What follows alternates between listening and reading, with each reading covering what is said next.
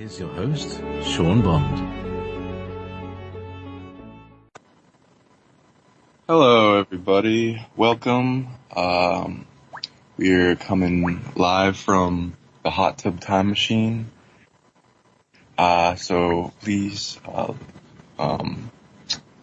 get comfortable. Put your seats in the upright. Well, actually, lean them as far back as you want. And put your trace tables up and let us enjoy the flight. We're not on an airplane, but we will be getting higher in consciousness. How are you, JP, today?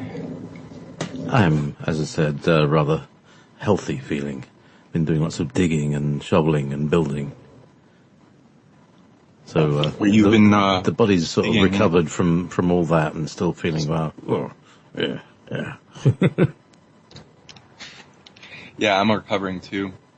I just joined my friends Chris and Ryne on a amazing adventure to visit the Terracotta Warriors in Philly, and road trip and interesting experiences, exchanges, conversations and planning, such as treasure hunts for the future. There's a lot that we found out at this trip, so it was fun. What do you know about Terracotta Warriors? My mic seems to be malfunctioning tonight. That's okay. It was somebody's. They were buried with this army of full-size army of warriors or something. So what's the deal? Did all the soldiers have a kind of have a statue that they would inhabit after their death? What's the inner story of this, Sean? So when we tuned into it, because we were getting a lot of weird data on it, because we felt that there was a redaction in history and changing around, that things that didn't feel right. So like the mainstream story is that the first emperor of China was buried with this army, though there seems to be like so many missing links in the story because it's a rediscovery of a tomb that they didn't even know about. And also finding these kind of warriors isn't gonna be localized in that place. They seem to have been a common theme for a purpose that expanded in many different places in Asia, especially. So, have you ever seen that movie, The Mummy 3? Nope. Nope. Okay, so like it's very low rating on like any movie sites because a lot of soft disclosure shows will do that. Essentially, what we tune into is that there's a purpose in these warriors where something to do with clay and bringing clay to life in a sorcerer kind of magic that is like the ancient equivalent of cloning, but also direct incarnating or summoning a high-powered spirit into that body for a purpose. We also found out that clay process involved human blood. Like there seemed to be many different workers and slaves that died and mixed into the clay to make the warriors. And there seems to be a potential of energy and purpose to that, so that they can be brought to life. There's also different mythoses of clay with origins of different lineages of humanity in different places around the world, and even in our soft disclosure and like Marvel with Wonder Woman goes into how she was sculpted from clay and then brought to life by Zeus. Did you hear of anything kind of like that before? Well, that's a very interesting thing. What is it, clay and iron or something? Because there's iron in blood. Yes. Ooh. Yeah, and like it's not like it's the only type of way to do this. There seems to be different ways, like golem magic, like with Prague.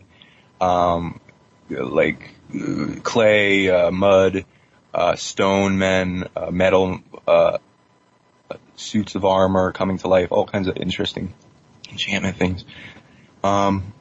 So we tune into, for some reason, that there's a big redaction history. Did any of you want to kind of go into that? What you? Yeah, it was. We kind of interviewed. This is Ryne. Hey, Jay, how you doing? Hey there, Ryne. Good to have you here at the. This is Ryne Eichman. Is that correct? This is Ryne Eichman. Yeah. Good to actually meet you in person. But yeah, we were. I wouldn't recognize you with your clothes on, honestly. I would hope so. Yeah. Well, we were recognizing the magic of why the purpose for the terracotta and going into other types of terracotta, because terracotta means pretty much, I forgot the direct translation. Was it kilned clay or something? Yeah, kilned clay or kilned earth.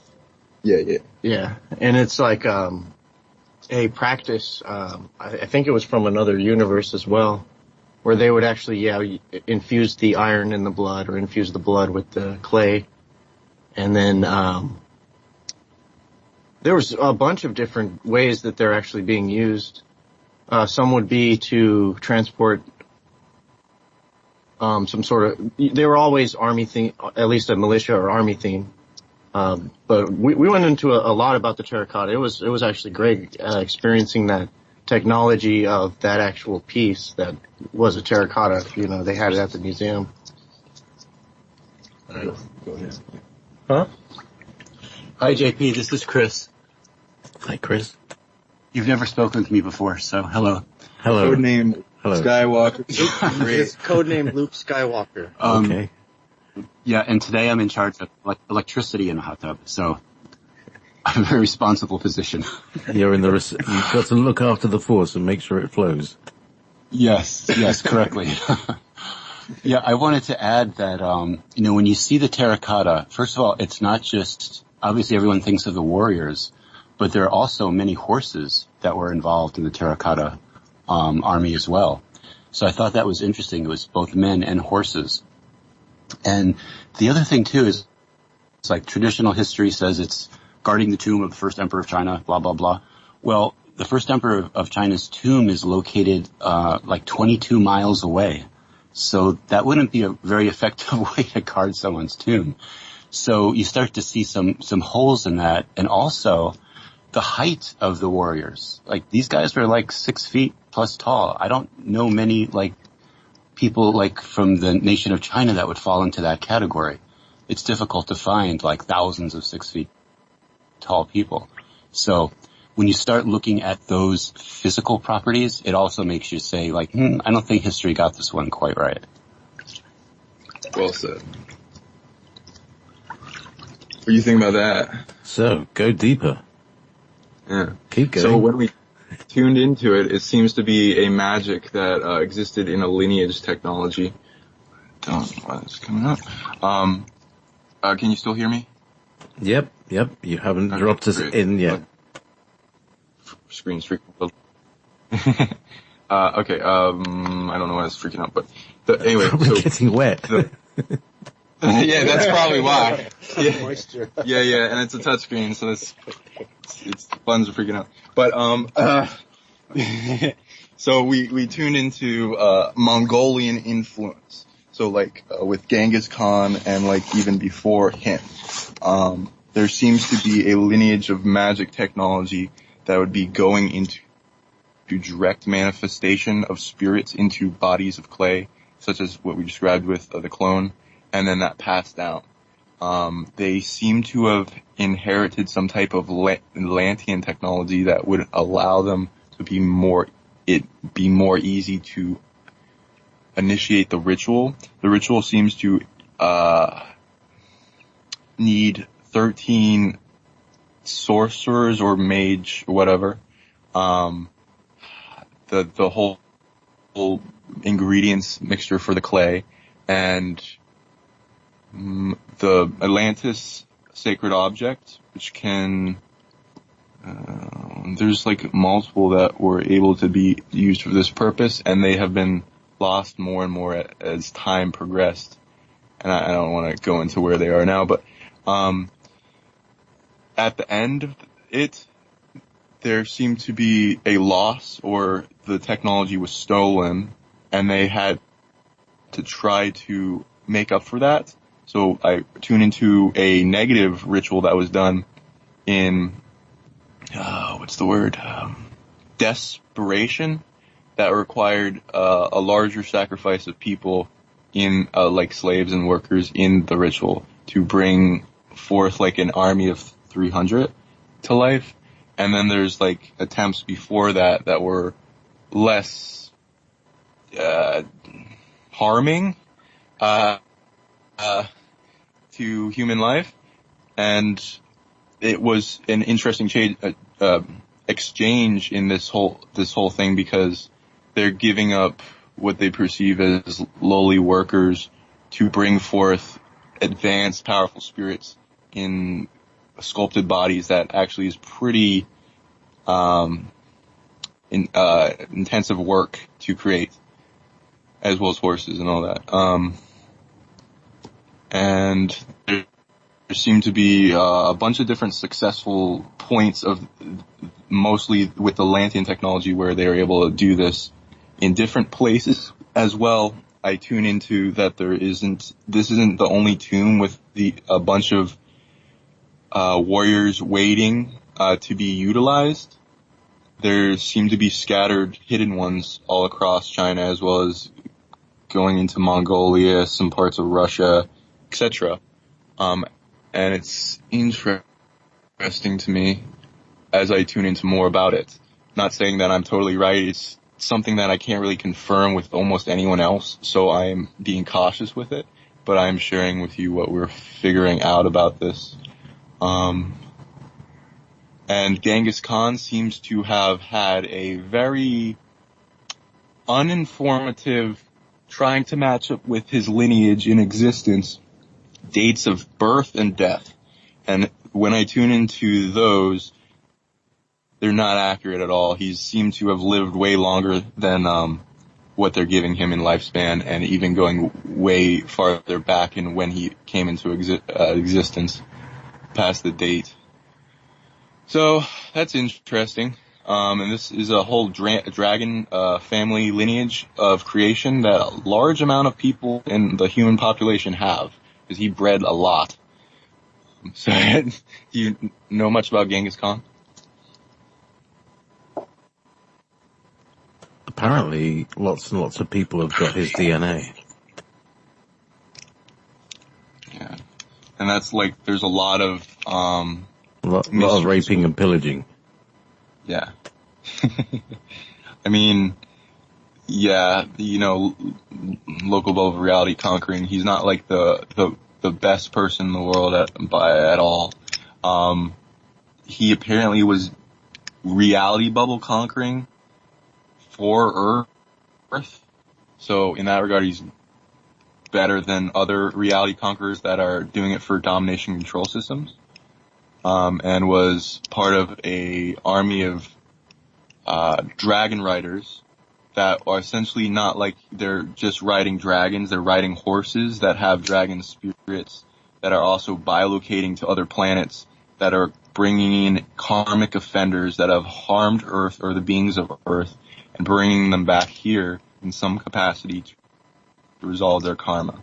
And they're doing that a lot. And their lineages are continuing to do that. And if you have the lineage, you have access to that technology and being initiated into that mystery school, as well as many other mystery schools, because his DNA holds lots of supernatural abilities, such as iron shirt technique, which goes into Qigong, and being able to create a psionic barrier and shield of Qi that makes it hard for weapons to penetrate your skin, and being able to train that to get it better and better in taking on elemental qualities, such as scaling it from like usage of hitting yourself in the stomach with it, or whatever place in the body you want to get hardened, of certain soft types of wood, going up to like cinder block, stone, softer and then harder, and then going into categories of metal, and having like iron fist, iron shirt, that goes into that, as well as working with those elemental consciousnesses so that they imprint into your skin cells so they have the quality and hardness for that. And there's like people doing unique, unhuman things on camera of like being able to balance on spear tips and breaking a spear with your neck in like a place that it couldn't guard it, or taking hits that would break your rib cage, all kinds of interesting stuff. Also healing factors like crazy. If you've ever seen like Dragon Ball Z or anything like that, there's something called Zenkai Boost, which is a concept of coming to near death in a fight and then bouncing back after a healing and being way more powerful than you were before the fight, which is part of the resiliency factor in the genetic lineage of Genghis Khan and other similar dragon family lineage creators. As well as some, a bunch of, there's a bunch of things that are good at certain things. So this is a ability he has very strongly, where there's been attempts on his life many times throughout the timeline, and them all fail, and him somehow bounce back from it. And that make him stronger. And that's also passed down. So, and also being that psionically, with anything that attacks you, you become stronger. And then there's an amplification factor because it's been limited in a large amount of people by multidimensional beings that don't want to see that expanded in humanity. And a bunch of other chi type of abilities, and things that are mostly blocked based on rules of reality with Earth, of we have to earn it to be able to use it. Does that make sense? Some of it. I kind of, the idea of building up with your mind the physical impression, the physical form, one by one, that was quite interesting. So, so there's the Terracotta army all lined up. Is it a way of storing like super soldier souls ready to deploy it? Well, maybe, how much notice would you need to build this, like, 20 years or something? They seem to be loaded, locked, and ready to be brought back to creation if the person doing it has the capability and all the things on the checklist, approval from Earth, timeline. There's a bunch of things, and you need more than just one person and a bunch of energy. Also, the Atlantean technology did a lot, so that you would have to either have that or replicate what it does. Also, they're oriented already towards certain spirits being able to do that in a locking mechanism. So certain spirits are able to do it better than others. And the spirits that were part of the sacrifice with the blood being mixed in the clay are elementally linked to it. The soul isn't in that is designed to be brought in, like a powerful soul is the goal. Direct manifest with large amounts of their past life memories as an adult for the timeline. That isn't in the clay as they are, so they're more of preparation chambers for a soul traveling in to the waypoint. But there are elementals and spirits and a certain type of monitoring with light bodies and bilocations of the spirits that want to come in and are engaging in spiritual contracts for experience later on the timeline to try to do that, because a lot of beings think of that as a very advantageous experience to go from, so there's a line for that. And we interacted with the spiritual entourage when we visited there, and they're very interesting. They're bored, like, if you're locked in a museum, the energy harvesting, they're not very happy with everything that's been going on, but they're seeing what they can do to influence the timeline for how they end up, whose care, museum, or whatever, and what's like the best possible outcome coming through history so that they can survive and actually be done, something be done with them. Like Earth has a strategy with their creation, and a bunch of other beings are trying to incur upon that to bring forth what they want and change the agenda of certain plans in the past. Not just negatively, but like for like positive guardianship things of some type that's vague. Well, who was the first emperor? Who is he today? Or she? What do you mean? Who is he today? Like, what is he doing now? Yeah, the first emperor. Who is that? Lao Tzu? I don't think so. I'm not great with Chinese. I need to look that up. He had his name there 500 times, and I forgot to. Yeah. Right. Well, we'll look that up. But when we tuned into him before, seems to be a big mover and shaker in reality bubble conquering and merging, which was necessary for China's timeline. So not an entirely bad being, but I think there's large amounts of propaganda, of course. So I'm not gonna comment on what his personality was. I do tune into that he has rare DNA, like really rare DNA, and has unlocked a certain level of spiritual growth to where to maintain what he's been doing of like merging China together, and then that being carried on till the future, and the timeline protection, all the things after his death, that he needed a collective consciousness of 12 beings in one body to be able to maintain aspects of the reality to do stuff. And do you think he was a part? Yeah, like he might have stolen or captured or came across the Terracotta Warriors in some way. In any interaction, I have to look more into that. We're still researching because we gotta, deal with. Do you know much about Chinese propaganda? They have a great firewall of China for the censoring of the internet. All right. So, are you actually in China in a hot tub? No. Okay. Yeah. Sorry. So you're still in Boston, right? We are in Connecticut. Where are we? Well, New England. Oh, we're in New England? Okay. But in Connecticut, yes. Okay. Yeah. So we're in the hot tub time machine in those places. And we can also go into time stuff if you wanted. What has been coming in your radars of recently in information? I've been watching the TV series Dark. Ooh, how's that? Oh, that's cool. That's very cool. It's, for a start, it's got no, gunshots and, big booms and bangs and car chases and unnecessary stuff. It's very psychological and emotional. It's very good. Yeah. Has it got like interesting soft disclosure concepts? I heard it was good.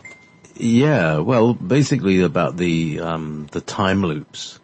The 33-year cycle is what they talk about. And there are people who are like disappearing they're in 2019, and there are people thinking in 1986 and 1953.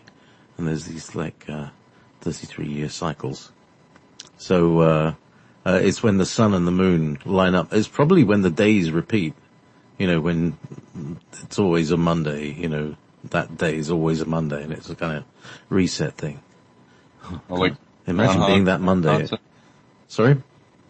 Like Groundhog Day kind of thing?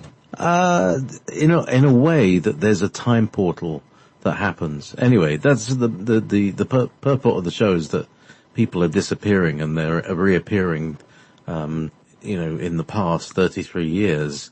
And like little kids end up growing up and becoming part of the time loop. And, you know, it looks like there's this weird, the whole village seems to be kind of entangled in this really strange world. Anyway, I recommend it. Dark. It's on, it's German as well. Watch it with subtitles. It's much easier. Cool. Yeah, I'll check that out. I wanted to introduce my friends that are starting a YouTube page with called Emanating Sovereignty. Yeah, do you want to ask a little bit about that? Yes. Yeah, Emanating Sovereignty. I just put a show up with Sean, speaking about different things like urine therapy, you know. Yeah, you bring that up. Yeah. In the hot tub. Very good, yes. Yeah, so we're all pretty much getting urine therapy. I mean, it already happened with me. Oh, So- thank No, I'm you just so kidding. much for doing that. I'm kidding. Jeez. Yeah, Emanating Sovereignty. We just had a channeling on the 18th of February that we decided to film, and it's on there, and it's speaking about a lot of different concepts. We were speaking to a channel who was actually channeling a council of 12 from Pleiades, and one of the council members was, I guess you could say, his future life, or you could say the past life self would be the channel. But they're simultaneously, you know, having their lives. But the council member was the same, I guess, soul stream, or the one incarnating as the same one he was talking to on the council. We kind of go into that too. It's pretty awesome. But yeah, I'm glad to be here, in this hot tub time machine. I can go ahead and join in on the talk as well. And Chris is here too. Yeah, I'm just happy to report that the electricity is still working fine in the hot tub. No one's underwater gurgling yet. And by the way, guys, you should know that I put that dye in the water, so if someone does pee, it makes like a red circle around you, so you can't Just escape. move around there. Yeah. Put the dunce hat on. Yeah, we also were like looking at like making plans on doing some filming of like exploration type operating systems and teaching kind of concepts for people while in the field. Looking like we're gonna plan on going treasure hunting. We got like a metal detector, and we're gonna start doing some psychic tracking in the maps of the area. We've already found some interesting spiritual things that we've been working with and getting confirmations of working with them, and it amplifying our lives quite a bit. We discovered right behind the house there's a marsh. There's a elemental anchored dragon that's spiritually out of phase in a crystal seed like collective that's reaching down towards the ground and is particularly good at connecting with the planet and emanating a field of amplification, and is using the salt and the water in the marsh and the plant life around and the trees to amplify its extensive reach psionically to interact with the weather patterns and the land, and it has its own created chakra in the 7th octave that's more rare, like 1 octaves you could find around all over the place, like every 2 blocks they're like the meridians of the planet, and then they go up in territory of local bubbles of reality like city, states, country, continents, and like hemispheres, and then the whole planet and solar system and stuff. And there's like organization processes of finding them through the laylines, and they're a little bit different than the Curry and the Hartman lines, which are great to understand, like you will go into with and the people's ability to find them and make sure that their house is feng shui with the placement of the best possible things to make their house environment peak potential for growth and feeling amazing and all of these other things, so that you can talk a little bit about that, JP. You're very wise with those Hartman and Curry lines. Yeah, but there's the ley lines as well, which, and then there's the mushrooms. Yes, mushrooms. Like the mycelium network that connects the ley lines to the local lines and all that stuff. That's a whole other level of frequency, isn't it? Yeah. Mushroom magic and the fungi kingdom. We're all fungi's here. They're super powerful, and I found out recently there are certain introductions of rare genetics into the human DNA technology, because we're like super hybrids. Some lineages have gained lineages of polymorphic DNA, which is like shape-shifting DNA for different types of elemental expressions like trees or crystal communities. Interestingly, they have a different lattice of kind of structure to their processing center that is like DNA. It's not exactly like it, but introductions can be made and shared and linked between those types of technology, as well as like fungi.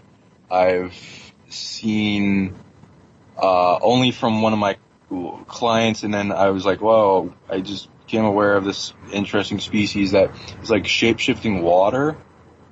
That is like,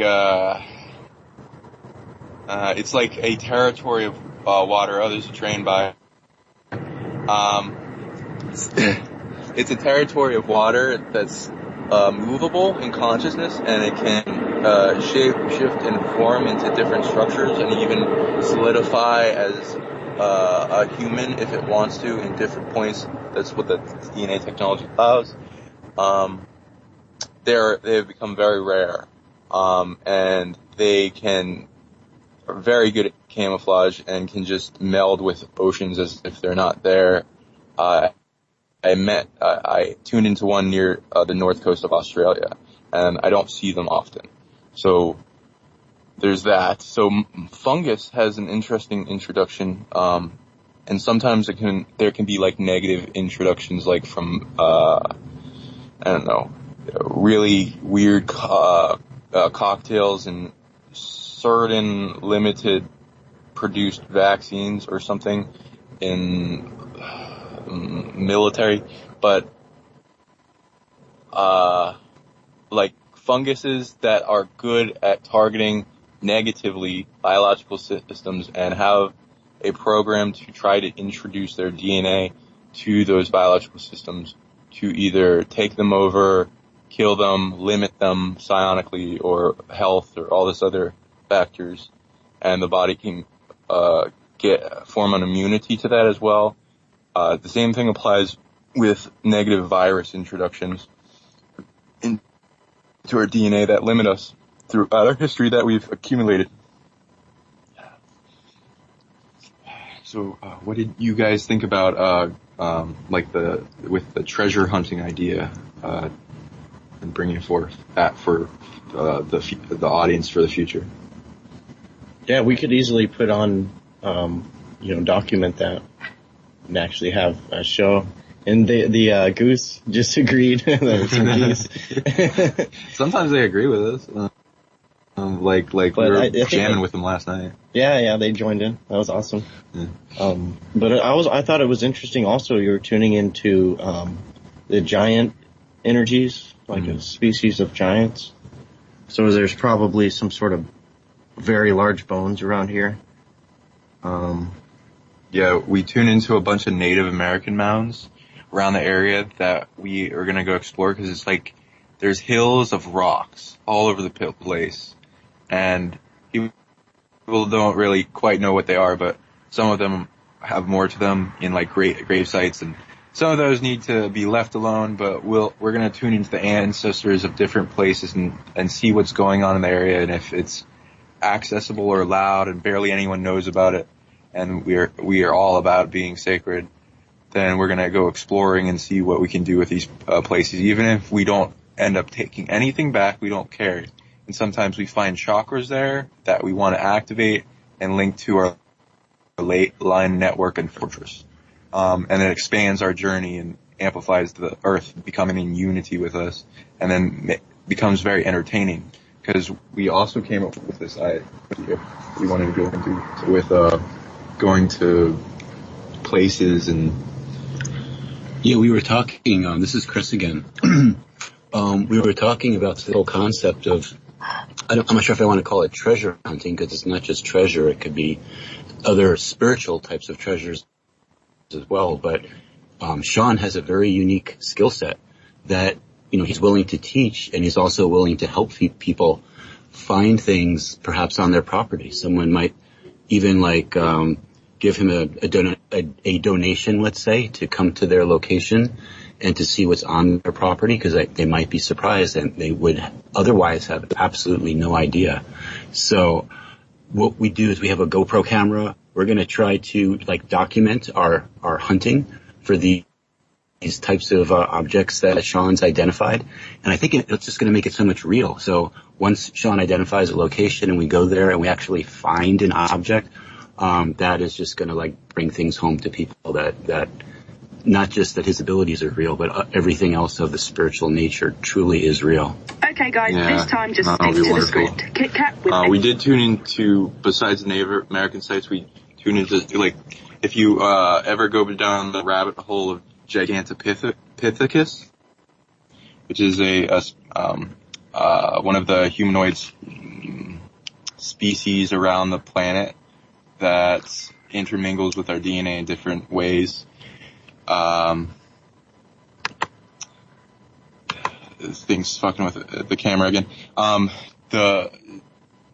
There seems to have been an interaction with Native American history, with such as the Lenape tribe and different tribes going way back in their history of giants, and either clans of positive ones that united with certain Native American tribes and negative ones that were cannibals. And even skulls and old newspapers will go into finding old bones that were then confiscated by the Smithsonian and other archaeological redactor organizations that have a certain paradigm that they want to keep going, and everything else that doesn't go along with that paradigm that they collect goes in the basement, and barely anyone sees it. And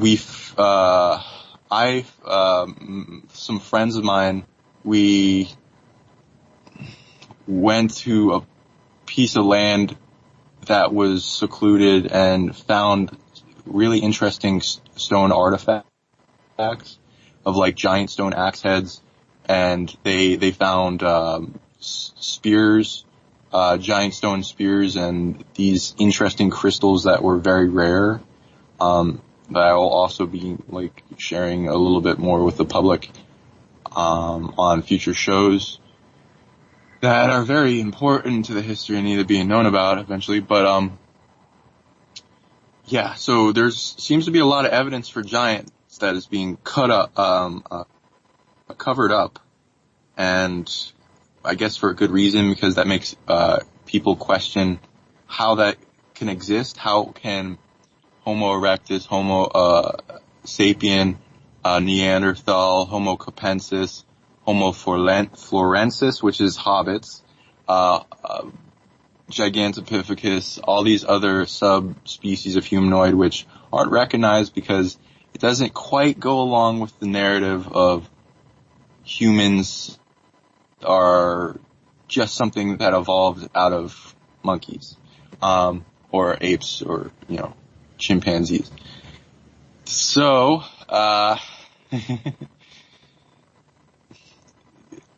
there's a lot of people coming up with theories based on what evidence is being found on that. But it exists if you look for it. And, even going into the Practice Peru and the long skulls and all these forbidden archaeology, little quirks that we put together that make the reality exciting, because we realize that not everything is shown to us in the bare surface. And if you start scratching the surface, get to the esoterica, you find the reality is way more interesting than what is handed to you. We also went and found in different places 3 different ancient ship technology, Vimana, ships that can go up and down different dimensional frequencies of experience based on how they are created, what like inner Earth group or extraterrestrial being created them, what in any period in the timeline. Usually, I mostly find them as really ancient. Then they're somehow going out of phase based on technology into mountains and parked there for long periods of time, or if they're damaged, left there for whatever reason, and the people that were their owners may have died or whatever in their reincarnation grid, and eventually some people that are connected to those ships can come across them that are usually, the ship won't work with just anyone. They will have collective consciousnesses of multiple beings, and if you share a spirit tree with one of the beings in collective consciousness, you have more authority to interact with it, and these ships can be talked to telepathically, healed and brought up to greater awareness ability, and even functionality if the person is capable of doing so. And then worked with Fuller and done missions with, mostly in bilocation, where the ship is able to make an energetic extension of yourself that is able to go off and do missions with the ship while you're still able to maintain what your mission of remaining on the timeline in the graduation here, and progress on that while also doing many things in the unseen at once to a certain period of time that has purpose, for remedy for our species. Do you know much about the Vimana technology? The Glocke was the modern day version of the Vimana, is that right? What is it?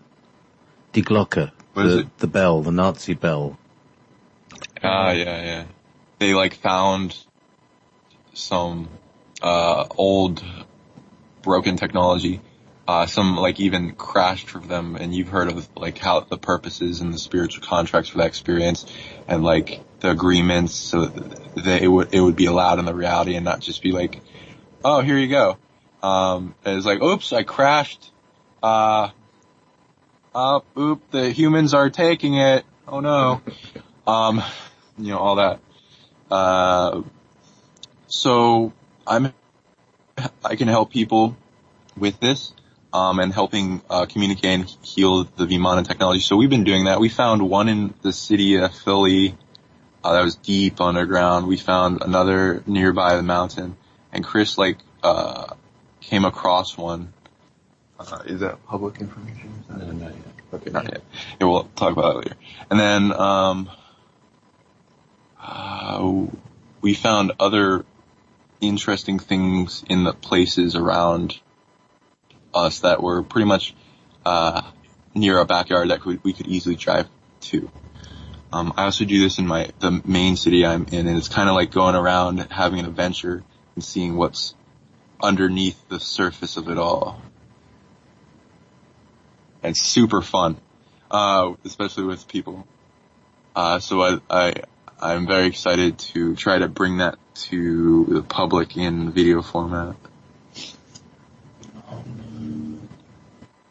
That does sound like good fun. He also well, you were also speaking about the womb chakra, first octave womb chakras that we found, and how they're the meridian of Earth. So in a way, you're tuning into the bloodline or the energy circuits whenever you're interacting with it. And we were thinking of what is the best way to interact with this, womb chakra, and we found a way to do to directly stream into it. I mean, if you want to, also if you're locating a womb chakra, let's say you don't know where it is, or any kind of chakra, or any chakra, any nodal point where you're communing and just being one with that connection to Earth that's within you. There's points in Earth that it's amplified, and those are the points you most likely will naturally be drawn to. But if you want to connect there, one way is to just pee. Just pee in the womb chakra area. I don't know about other different fluids or if Yeah, you should yeah. trap there or what. Well, not the crap. The fluids are best. Like you can do an ancestral soup, so it doesn't even have to touch you in that visceral way if you don't like that kind of thing. But it's essentially super easy. You like all the water that you intake has water elementals. Like you're taking them and training them as like kind of armies of spirits that are getting healed. And if you're healing yourself, you're healing your water intake. And they're adding to a collective conscious in your 70+% body of water that grows with you as you intake more water that has seen many things throughout history. And that's going through your alchemical factory and getting pumped up. And if you use your urine sacredly, because it can be used in many different intentions, you can activate a chakra in a land that has been suppressed to like 1% of its capacity. And you can either do it in bottles if it's like a public place and you just like have it a paper bag and just dump it on place, or it's like a lot of places in the city have sacred geometry buildings built over the chakras to harvest the energy, so you can disrupt that. If it's in the woods, then that's easier for whatever you gotta do.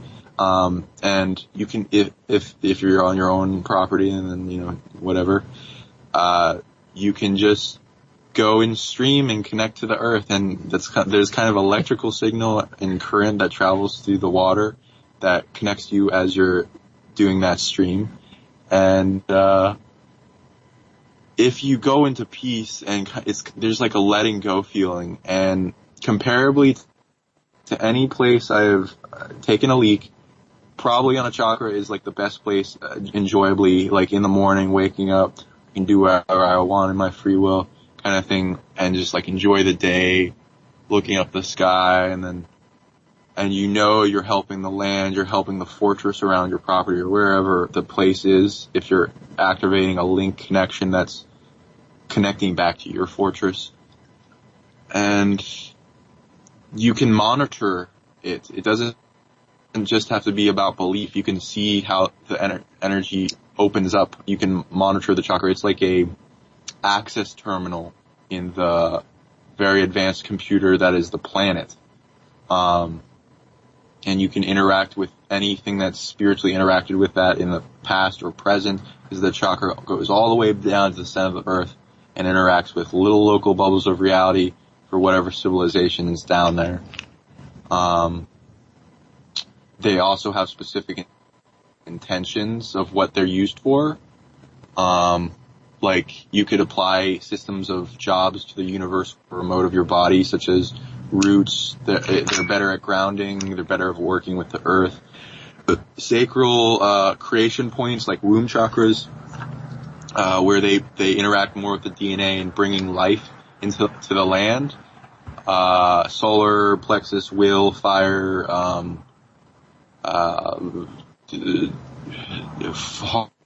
hearts does a lot. There's a lot of heart technology that you can do without those. It's going on up throat, third eye, crown, and sometimes if like they're specifically used by certain types of beings, they can be good at certain jobs better than others. So there's a lot, and if you have them activated on your property, then the whole property gets kind of a lighter feeling to it, and it's less incurring upon it.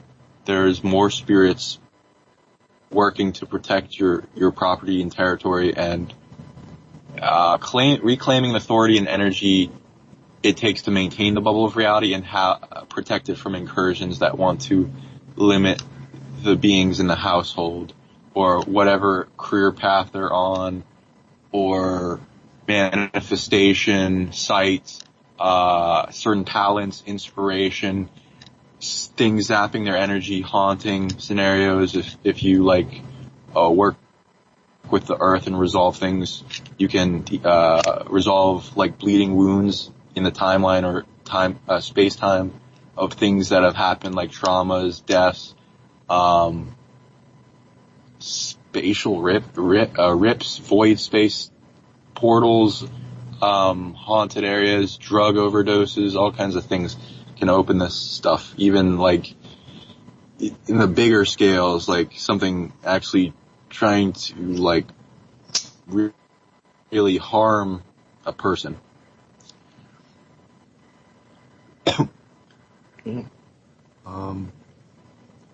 And I think it's also important, because we were speaking of, it sounds childish or they're very visceral terms, like what, you just gotta make sure you remember it's a sacred restroom and you have to go to the grounds. And honestly, if you're interacting authentically, then something is going to be sacred.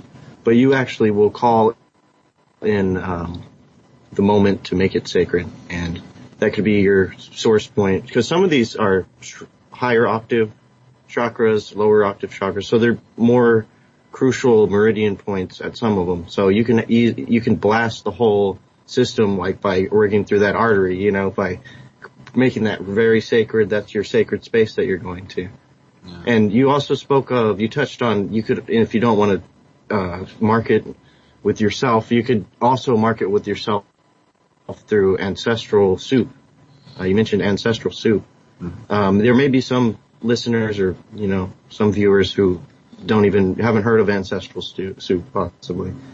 So it is dealing with your own creation, right? That's where you pray over this. Would you have an explanation for, my understanding for an ancestral soup would be you go into your own practice of making a moment sacred.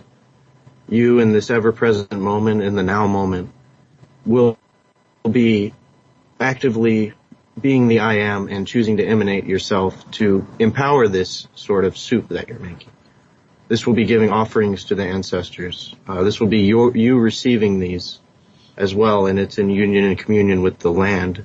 You'll go ahead and put in all the prayers that is in your hearts. You can sing, just be boiling some water. You don't to make an ancestral soup. You can make an actual soup. You could boil some water. You could do it over a sacred fire ceremony. It's really open. So the amount you put into it is the amount you're offering, and you'll go ahead and just cook this, boil it over. It doesn't have to be boiling the whole time. You would want to just simmer it like it's a soup, even if you just have a bouillon cube and water. And you'll be saying all your prayers, and then you'll go ahead and place that on that sacred point that you found. Would you have any way that someone could find these nodal points or these womb chakras? Yeah, and all chakras emit a certain degree of energy that changes the environment. So you can find it with dowsing rods, you can find it with kinesiology, sensing equipment, biofeedback.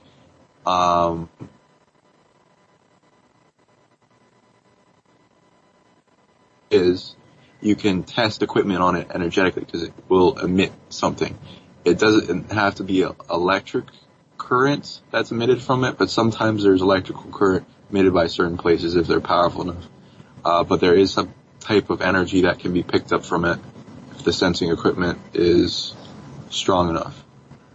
Do you want to go into any interesting musical technology that you've learned as an example of what you're bringing to the table towards your eminence of being? Very nice. Well, I feel what is music? That's a question anyone can ask. Everyone will have insanely different answers. What is music? I know JP jams and he plays and he's played live and he's tuned into different levels and aspects of music and the different points in it, being an instrument and the whole orchestra of whatever's orchestrating the moment. And when you're actually playing an instrument, you're tuning into the environment, the whole mood of it or the whole coloring of the reality. We are all light. Music is a coming together of the little colors or the sparks or the fires, which we all are. They're all light of all of us. Tuning in with some sort of instrument to play music with the all, you are actually going in that space where all is in the sound or all is in that bubble of experience. It's going to be colored with that overall color of the music. And there's still different colors inside there's conversations at tables while they're listening, But overall, you're tuning into the whole bubble, and you're able to, not the word control, but you're able to influence very directly the guy over in the corner, or, whoever's there. The whole theme of if someone's angry, or if it's going to be a remedy, there's not going to be bad stuff happening. I mean, I think that's one topic music has shown me.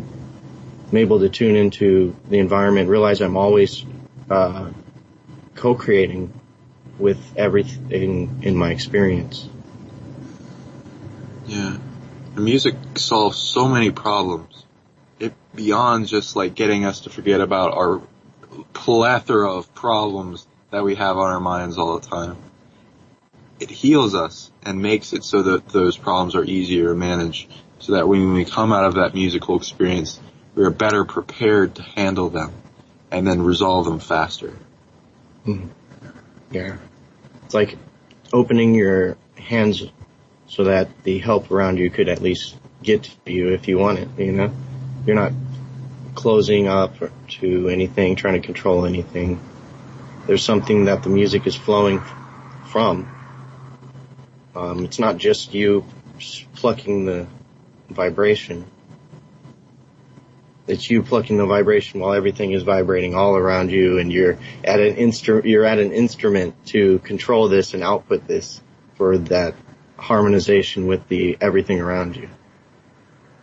So I think everyone playing a drum, you're going to have an experience. Let's say there's some drive-by listeners or people who are just wanting a ceremonial experience, wanting to have some sort of mystical touch their soul in this life or something. Go and sit outside and play a drum, and you'll get over your, I don't like this, I'm playing it wrong, blah, blah, blah, blah, blah, blah, the chatter of the sympathetic, parasympathetic, or whatever monkey mind, anything that we think is sound in our head will dissipate, because if you're actually playing the drum, it's just like how you're tuning into your heart, which is also constantly going to be playing that drum, sending all this energy throughout your whole body because of that drumming, that pound on that heart, which you started at as the fetus in the womb. And you can connect to this and realize there's space between the beats of the heart. There's a whole rhythm and rhyme to your whole cycles that your whole body's running at all times, whether you're subconscious or in tune with it or whatever. So you can easily see how that metaphor of music is everything that you see on shirts, or you can easily see that and tune into that higher truth. And there's a whole mystery school on different aspects of music, because music in general, that would be a very huge mystery school. But yeah, all this is available for you just letting down and going ahead and doing it. And you will have that experience. I can guarantee it will be great. It will be a change from not playing a drum if you play the drum. And once you do these, you become friends with your instruments as well. So it's like even more aspects of co-creation are being revealed to you. That you're at the driver's seat. You are at the response ability, the able to respond being who is also flowing source to the energies in all those things in your life. Fighting you, working with you, someone you don't even know. You are also that source of all of that. So your relation is always occurring, and this is your point of when you're in the now, that you can work on a relation with anything. And that's like taking up the instrument of your I am, this technology that you incarnated into as source incarnate. Can you give your information real quick? Yeah. And again, I'm Ryne, Ryne, Eichman, Eichman, and